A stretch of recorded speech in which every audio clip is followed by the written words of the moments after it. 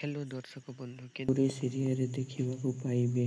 ଆଜି ଘରର ସମସ୍ତ ଲୋକ ଜାଣିବାକୁ ପାଇବେ ଯେ ସେ ପୁନର୍ଜନ୍ମ ନେଇଥିବା ଦିବ୍ୟା ହେଉଛି ଗୌରୀର ଝିଅ ବୋଲି।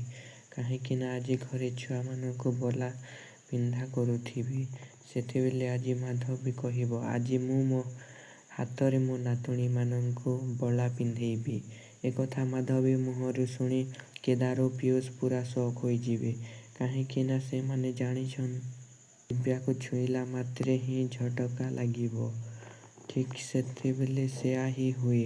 ସେ ମାଧବୀ ଯେତେବେଳେ ଦିବ୍ୟାକୁ ସେ ବଲା ପିନ୍ଧାଇବାକୁ ଛୁଇଁବ ସେତେବେଳେ ପୂରା ଜୋରରେ କରେଣ୍ଟଟି ଲାଗିବ।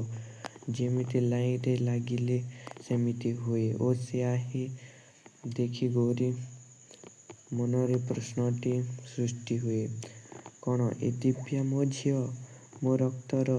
ଏପଟେ ସେ ମାଧବୀର ଭାଇ ବିକୁ ମଧ୍ୟ ଭାବୁଥିବ, ଏ ସେ ପୁନର୍ଜନ୍ମ ନେଇଥିବା ଦିବ୍ୟା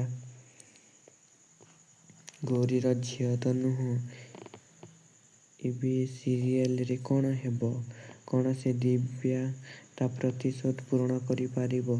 ଆଗକୁ କ'ଣ ହେବ ଦେଖିବା ପାଇଁ ଆମ ଚ୍ୟାନେଲକୁ ସବସ୍କ୍ରାଇବ୍ କରନ୍ତୁ ଏବଂ ଭିଡ଼ିଓଟି ଭଲ ଲାଗିଥିଲେ ଲାଇକ୍ ଗୋଟେ କରିଦିଅନ୍ତୁ।